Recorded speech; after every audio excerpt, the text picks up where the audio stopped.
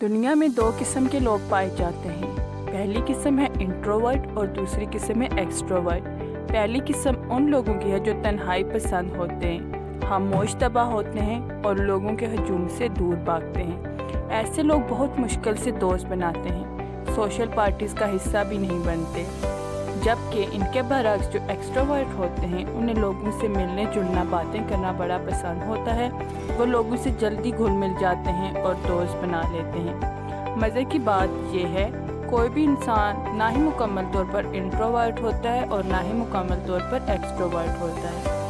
جس مزاج کا تناسب پرسنٹیج زیادہ ہوتی ہے اسی کو شخصیت کا حصہ سمجھا جاتا ہے۔ اس کے لیے پرسنالٹی ٹیسٹ بھی ہوتے ہیں کہ آپ ایکسٹروورٹ ہیں یا پھر انٹروورٹ۔ اب آپ سب ذرا دماغ کا گھوڑا دوڑائیں اور سچی بتائیں کہ آپ کیسی شخصیت کے مالک ہیں۔